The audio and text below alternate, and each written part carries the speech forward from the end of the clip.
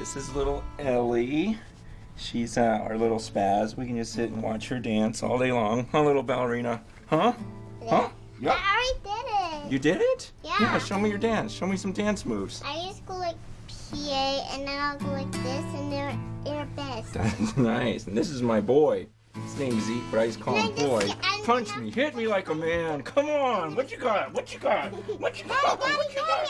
Yeah, what are you going to show me? Like this.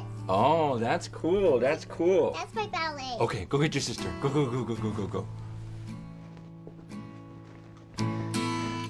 This is my 8-year-old Mercy, my second oldest daughter, and she's our family genius. In fact, we think she might be 100% Chinese because you're really smart. Are there any kids smarter than you at school? Yes. Okay, well, we'll need to work on that. And she's my competitive one. She's our golfer, our soccer player, our baseball player, Wii player, but she has a hard time beating Dad on Wii, right? Yes. Have you ever beat Dad on Wii? A couple times. A couple times, but I was sick, huh? But she's my little buddy. And this is my first child, Rachel, who's now in 8th grade, all grown up, but still loves her dad. Yep. Yep, good. That's you, lover of Dad. She's our musician, songwriter, singer. I like to call her Channa Montana sometimes. You're just gifted. You're just gifted. I want to be like you when I grow up. Thanks. That's great. And here is my lovely bride of 15 years, Miss Lisa, who just looks more beautiful every year. Oh, well, who wouldn't want to be married to this handsome mug? Yeah, it's true. Here's your cup. Thank you. Everybody is coming soon. Okay.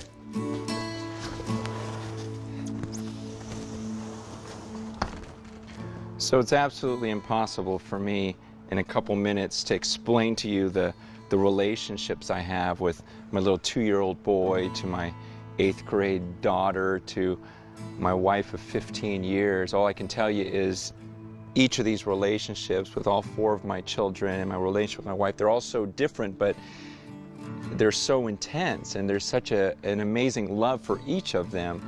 But it's absolutely these amazing relationships. And I think sometimes when we talk about our relationship with God, it's not really a relationship. Like, we don't really think of him as a person. It's so easy when talking about God to almost see him as a concept or an idea, and suddenly we fall in love with this idea of this almighty being, and we forget that he's not just this wonderful thing up there, but he's a person, and that he wants us to be madly in love with him.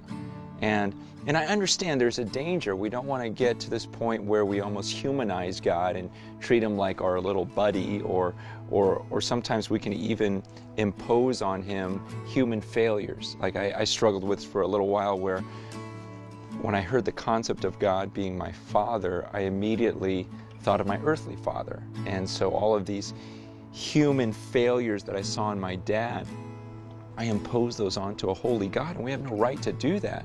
I think the balance is exactly as Jesus taught when he says, when you pray, I want you to call him Abba. I want you to call him Daddy. At the same time, he says, you pray, our Father, our Daddy, who art in heaven, hallowed or sacred is your name. So you've got this idea of this intimate daddy relationship, and then you also have the same understanding that his name is absolutely sacred. And so I don't know how you can put those two together, because it's like no other relationship in the world, but we spend our whole lives trying to figure it out.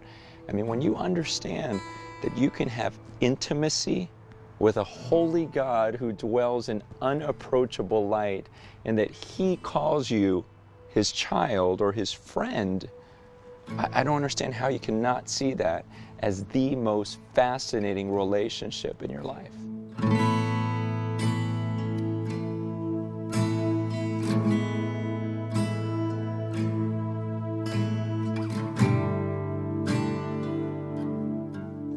So this week in your discussion groups, I want you to talk about this idea of intimacy and this idea of reverence, because I think we all lean to one side or the other. Either we struggle with being intimate with God, or we struggle with this idea of him being this holy being. So what is it? Do you struggle with intimacy or reverence? I also want you to talk about, and be honest about this, some of the baggage you have in your life. I know a lot of people struggle with this idea of our earthly dads and our relationships with them, and sometimes that can really distort our relationship with God, and I'd love for you guys to talk about that in your groups. And then finally, this idea of being in love. As we all know what it means to be in love, think through, does your relationship with God really resemble this idea of a relationship where you are literally in love with Him?